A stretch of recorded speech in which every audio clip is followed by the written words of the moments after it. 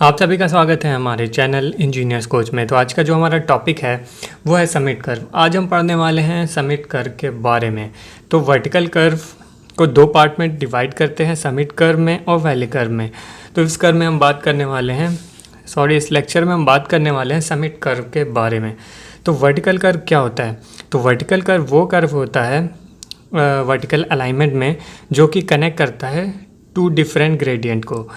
जैसे कि मान लो आपकी व्हीकल है, आपकी जो गाड़ी है वो इस डायरेक्शन में रोड पे मूव कर रही है, ठीक है। अब यहाँ पे आपका कोई हिल आ जाता है, पहाड़ आ जाता है, या फिर मान लो कोई बड़ा सा गड्ढा आ जाता है। तो अब इसका कटिंग फिलिंग इम्पॉर्टेंट इकोनॉमिकल नहीं होता है या पॉसिबल नहीं होता है, तो क्या करते हैं उस पर ग्रेडियंट प्रोवाइड करते हैं। तो अब उस ग्रेडियंट को, जैसे ये इधर से एक ग्रेडियंट ये हो गया, एक ढाल ये हो गई, ग्रेडियंट को आप कह सकते हो स्लोप। तो ये अपवर्ड ग्रेडियंट है, ये डाउनवर्ड ग्रेडियंट है। तो अब इन दोनों ग्रेडियंट को कनेक्ट करने के लिए जो हम लोग कर्व प्रोवाइड करते हैं वो कहलाती है वर्टिकल कर्व। जैसे कि हम लोग अभी पिछले टॉपिक्स में पढ़ रहे थे कि अगर हाईवे अलाइनमेंट में कोई डायरेक्शन में चेंज होता है तो वहाँ पे हॉरिजेंटल कर्व प्रोवाइड करते हैं। वैसे ही हाईवे अलाइनमेंट में अगर ग्रेडियंट में चेंज होता है, ठीक है, ग्रेडियंट में एलिवेशन में चेंज होता है, तो वहाँ पे हम लोग वर्टिकल कर्व प्रोवाइड करते हैं। तो वर्टिकल कर्व कितने टाइप के होते हैं? दो टाइप के, ये याद रखना, समिट कर्व और वैली कर्व। तो इस लेक्चर में हम पढ़ेंगे समिट कर्व के बारे में, अगले लेक्चर में पढ़ेंगे वैली कर्व के बारे में। तो समिट कर्व क्या होता है? Summit curve are the vertical curve with gradient upward. Summit curve वो कर्व होते हैं जिसकी ग्रेडियंट क्या होती है? अपवर्ड, जिसको आप कह सकते हो जिसकी कॉन्वेक्सिटी जो होती है वो अपवर्ड होती है। ये कॉन्वेक्सिटी जो हो रही है ये क्या है? Upward, convexity upward. और वैली कर्व में क्या होता है? एक वैली बन जाती है तो वो कॉन्वेक्सिटी क्या हो जाती है? डाउनवर्ड। तो ये हम आपको अगले लेक्चर में बताएंगे। तो यहाँ पे समिट कर्व के बारे में पढ़ रहे हैं हम लोग। तो समिट कर्व के देखिए चार कंडीशन है समिट कर्व के। जो पहली कंडीशन है, when a positive gradient meet another positive gradient. जब ये ग्रेडियंट ऊपर की तरफ जाता है तो ये पॉजिटिव होता है, जब ये ग्रेडियंट डाउनवर्ड नीचे की तरफ जाता है तो वो होता है निगेटिव। ये चीज़ याद रखना। तो वैसे ही जो चार कंडीशन है, पहली कंडीशन जो है when a positive gradient meets another positive gradient, मतलब ये ग्रेडियंट जैसे आपकी कार जा रही है, ऊपर की तरफ जा रही है, लेकिन यहाँ पे आपको एक दूसरी जो ग्रेडियंट मिल रही है वो भी अपवर्ड डायरेक्शन में जा रही है। तो ये आपका ये जो पहला ये n1 शो किए हैं प्लस n1, फिर दूसरा जो है अब ये भी ऊपर की तरफ जा रही है, ठीक है। तो ये आपकी है पॉजिटिव, दोनों पॉजिटिव हो गई। यहाँ पे ग्रेडियंट को n से शो कर रहे हैं, स्मॉल n से। तो ये जो आपका पॉजिटिव ग्रेडियंट जो अपवर्ड ग्रेडियंट है उसको n1 से शो किया, और जो डाउनवर्ड जो अगला ग्रेडियंट है नेक्स्ट उसे n2 से शो किया। अब ये ग्रेडियंट जैसे कि हमने बताया पॉजिटिव निगेटिव होता है, अगर ऊपर जा रहा तो पॉजिटिव, नीचे जा रहा तो निगेटिव। तो ये आपका जो n1 है, ये जो ग्रेडियंट है, इसकी वैल्यू परसेंटेज में दी रहती है। मान लो ये एक टेंजेंट यहाँ से मिल रहा है, दूसरा टेंजेंट यहाँ से मिल रहा है, ठीक। अब ये जो एंगल बन रहा है इस एंगल को कहते हैं डेविएशन एंगल। n जो है आपका डेविएशन एंगल है। ये जो n होता है ये आपका अलजेब्रिक डिफरेंस होता है, ठीक है, n1 और n2 का। तो जैसे कि हमने बताया कि अलजेब्रिक डिफरेंस होता है, तो यहाँ अगर n को जैसे हमने लिया प्लस n1 फिर माइनस, अब इसको लिया प्लस n2, तो इसको थोड़ा सिंप्लीफाई करेंगे, थोड़ा सिंपल करेंगे तो ये हो जाएगा n = n1 - n2, जैसे कि आप यहाँ पे देख रहे हो, ठीक है। एक ये कंडीशन हो गई कि when a positive gradient meet another positive gradient, ठीक है, एक ये कंडीशन। दूसरी कंडीशन है when a positive gradient meet flat gradient. Means आपकी गाड़ी मूव कर रही है, आप अपवर्ड डायरेक्शन में जा रहे हो, मीन्स ये अपवर्ड ग्रेडियंट है, अपवर्ड ग्रेडियंट, ठीक। When a positive gradient meets a flat gradient, तो जो दूसरा ग्रेडियंट मिल रहा है वो फ्लैट है मीन्स जो उसका ढाल है, जो स्लोप है वो क्या है? 0 है। तो आपका जो एंगल ऑफ डेविएशन हो जाएगा वो n इज़ इक्वल टू हो जाएगा n1, क्योंकि इसकी n2 की वैल्यू 0 है। ठीक, फिर जो तीसरी कंडीशन है उसमें क्या होता है, when ascending gradient meet descending gradient. जैसे कि हमने बताया कि ये असेंडिंग ग्रेडियंट है, ये अपवर्ड ग्रेडियंट है, तो ये असेंडिंग ग्रेडियंट हुआ। ये डाउनवर्ड ग्रेडियंट है, डाउनवर्ड ग्रेडियंट, तो ये आपका डिसेंडिंग ग्रेडियंट। तीसरी कंडीशन ये है when ascending gradient meets descending gradient, तो इसमें क्या होगा, ये पॉजिटिव है, ये आपका निगेटिव है, तो ये है आपकी n की वैल्यू। फिर उसका जो चौथा कंडीशन है, when a descending gradient meet another descending gradient. जैसे कि आप ऐसे उतर रहे हो, ठीक है, तो ये डिसेंडिंग नीचे की तरफ जा रही है, तो ये -n1 हो गया। फिर दूसरा जो ग्रेडियंट मिल रहा है वो भी आपका डिसेंडिंग है, तो वो भी माइनस में है, तो ये n ये आपका एंगल बन रहा है, एंगल ऑफ डेविएशन, जो इसकी वैल्यू है। यहाँ पे n2 को हमने पहले लिख दिया, n2 - n1। ठीक, ये हो गया कंडीशन, जो समिट कर्व की जो भी कंडीशन होंगी। अब हम बात करेंगे कि क्या क्या चीज़ें ध्यान में रखते हैं, क्या क्या प्रायोरिटी है समिट कर्व को, क्या किस चीज़ों को प्रायोरिटी देते हैं समिट कर्व को डिज़ाइन करने के लिए। तो जैसे कि हम लोग पिछले लेक्चर्स में पढ़ते हैं कि जब भी कोई कर्व प्रोवाइड करते हैं तो उसमें हम लोग ध्यान रखते हैं ड्राइवर की कंफर्ट का, अपीयरेंस का, सेफ्टी का, कि उस पर कौन सी फोर्स लग रही है। तो जैसे कि मान लो ये अगर हॉरिजॉन्टल कर्व है तो हमें पता है कि जब ये कर्व पे गाड़ी होती है तो सेंट्रीफ्यूगल फोर्स जो होता है वो गाड़ी को आउटवर्ड एज की तरफ ढकेलता है। तो उसको काउंटर करने के लिए हम लोग सुपर एलिवेशन प्रोवाइड करते हैं कि गाड़ी स्पीड में हो तो वो पलटे ना। तो वैसे ही जब हम लोग वर्टिकल कर्व पे होते हैं तो इस कंडीशन में क्या होता है, जो आपकी सेंट्रीफ्यूगल फोर्स है वो अपवर्ड डायरेक्शन में काम करती है, मतलब गाड़ी को ऊपर की तरफ धकेलती है। तो गाड़ी का जो मान लो ये वेट नीचे की तरफ पड़ रहा है, लेकिन क्या हो रहा है, सेंट्रीफ्यूगल फोर्स काम कर रहा है नीचे से ऊपर की तरफ। तो जो आपका गाड़ी का लोड है वो एक हल्का हो जा रहा है, जो टायर पे जो आपका लोड आ रहा है वो हल्का हो जा रहा है। तो ड्राइवर को आपको डिस्कम्फर्ट फील नहीं हो रहा है, ना ही आपकी गाड़ी को। तो जो दूसरी कंडीशन बचती है वो साइड डिस्टेंस की है। तो अब इसी चीज़ को हम लेके चलते हैं इसके लेंथ डिज़ाइन करने में। लेंथ ऑफ जो समिट कर्व है वो डिज़ाइन करते हैं साइड डिस्टेंस के अकॉर्डिंग।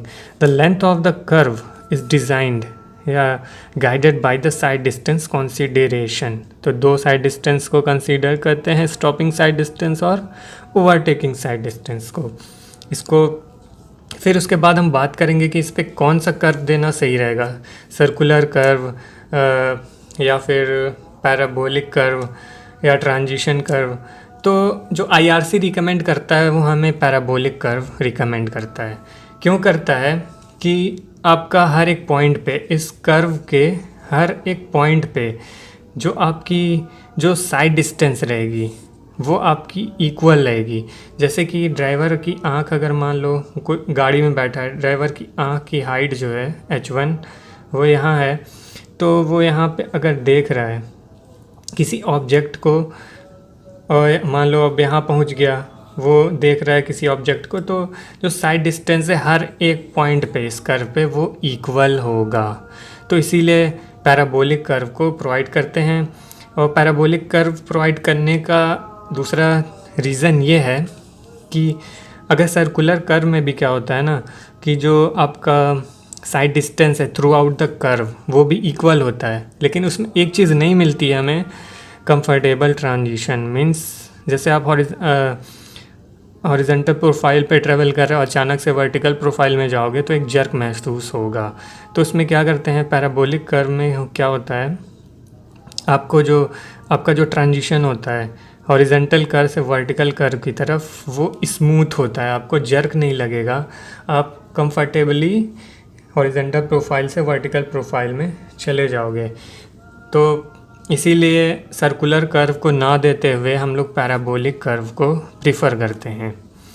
ये चीज़ आपको याद रखना है, ठीक है। फिर अब बात करेंगे लेंथ ऑफ समिट कर्व। इसमें क्या होता है कि देखिए इसकी भी दो कंडीशन है।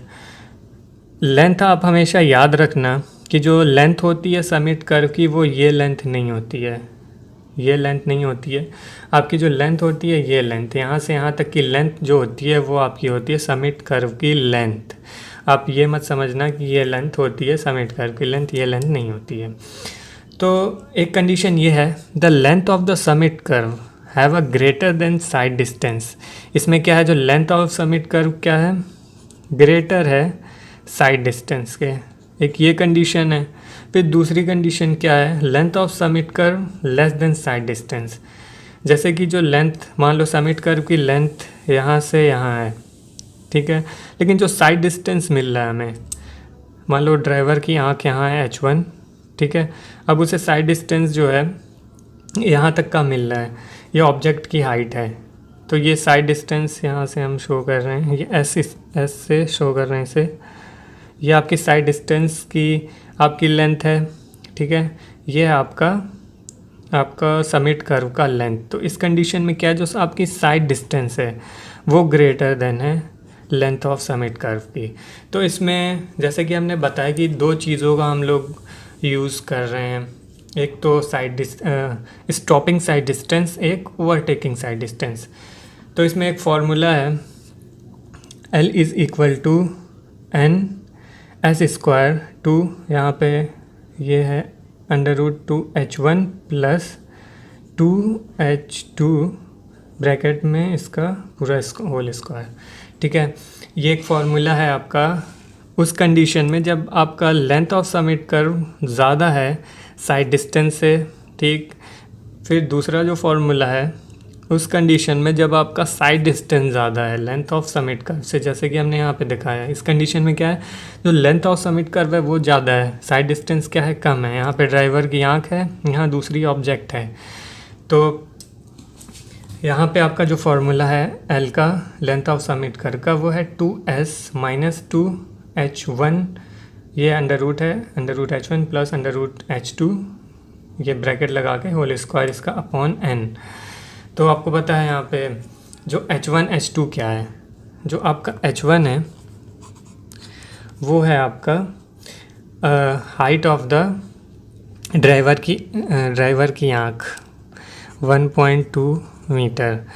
इन द केस ऑफ, अभी बात कर रहे हैं स्टॉपिंग साइड डिस्टेंस की, उसमें जो ड्राइवर की आइज़ की हाइट लेते हैं वो 1.2 रिकमेंडेड है IRC के अकॉर्डिंग। फिर जो हाइट ऑफ द ऑब्जेक्ट है वो है आपका 0.15 मीटर। ये ऑब्जेक्ट की हाइट है, ये ड्राइवर के आँख की हाइट है। ये अब SSD है, स्टॉपिंग साइड डिस्टेंस में आपका ये चीज़ दो आपको याद रखनी है, इसकी वैल्यू। फिर ओवरटेकिंग साइड डिस्टेंस के कंडीशन में जो आपकी ड्राइवर की आइज़ की जो हाइट होगी वो भी 1.2 मीटर होगी, और जो ऑब्स्ट्रक्शन होगी आगे उसकी जो हाइट होगी वो भी 1.2 मीटर होगी। तो मान लो ये ड्राइवर की आइज़ की हाइट है, यहाँ पे ड्राइवर बैठा हुआ है, उसकी जो रोड से लेके उसके आइज़ तक की हाइट अगर 1.2 मीटर है, तो अभी मान लो अगर स्टॉपिंग साइड डिस्टेंस की बात करें तो ये अगर ऑब्जेक्ट है तो स्टॉपिंग साइड डिस्टेंस के केस में ये ऑब्जेक्ट की हाइट हो जाएगी 1.5 मीटर। वही अगर ये OSD की बात करें, ओवरटेकिंग साइड डिस्टेंस की बात करें, तो ड्राइवर की आइज़ की हाइट तो सेम रखनी है, लेकिन जो ऑब्जेक्ट की हाइट है वो हो जाएगी आपकी 1.2 मीटर, ये हो जाएगी 1.2 मीटर, ये H2 की वैल्यू हो जाएगी। तो ये वैल्यू आप इस क्वेश्चंस में पुट कर सकते हो, जैसे कि हमने बताया एन आपका डेविएशन एंगल है यहाँ पे। तो अब यहाँ पे स्टॉपिंग साइड डिस्टेंस की बात करें, इस कंडीशन में जब length of summit curve greater है आपके साइड डिस्टेंस से, तो क्या होता है स्टॉपिंग साइड डिस्टेंस के लिए, अगर आप इस एरिया को अगर सॉल्व कर लो इसके अकॉर्डिंग, जैसे कि हमने बताया है H1 H2 की वैल्यू रखें, यहाँ पे रख दिए। जैसे H1 H2 की वैल्यू पता है तो ये थोड़ा सिंपल कर देंगे इसे, तो ये आ जाएगा स्टॉपिंग साइड डिस्टेंस का। इसमें आप पुटअप करोगे सारे वैल्यूज़, आप न्यूमेरिकल सॉल्व कर लोगे। फिर उसके बाद OSD की बात करें तो ये हो जाएगा 9.6। यहाँ अगर H1 और H2 की वैल्यू जैसे कि हमने OSD के अकॉर्डिंग रख दिया तो इसकी वैल्यू आ जाएगी NS² अपॉन 9.6। फिर अब दूसरा जो कंडीशन है जिसमें हमने बताया कि जो साइड डिस्टेंस है वो ज़्यादा है, लेकिन जो लेंथ है वो कम है। ये लेंथ है कम है, ये जो साइड डिस्टेंस है वो ज़्यादा है। तो इसमें क्या होता है, इसका जो फार्मूला है उसमें H1 H2 को अगर हम लोग सॉल्व कर लेते हैं, जो पहला स्टॉपिंग साइड डिस्टेंस के लिए जैसे हमने बताया ड्राइवर की आइज हाइट 1.2 मीटर और H2 ऑब्जेक्ट की हाइट, तो उसे इसमें पुट करेंगे। H1 को 1.2 मीटर पुट किया, H2 को 0.15 मीटर पुट किया, तो आपका ये वैल्यू आ जाएगी। वही ओवरटेकिंग साइड डिस्टेंस में क्या होगा, यहाँ H1 और H2 की वैल्यू सेम रहेगी, जैसे कि हमने बताया 1.2 मीटर एंड 1.2 मीटर, तो ये आपकी ये वैल्यू आ जाएगी। तो अभी जो आप यहाँ पे स्क्रीन पे देख रहे हो ये है न्यूमेरिकल आपका समिट कर्व पे, और इस साइड है आपका वैली कर्व। अगर आपको न्यूमेरिकल पढ़ना है तो न्यूमेरिकल पढ़ो, वैली कर्व पढ़ना है तो वैली कर्व पढ़ो। Thank you.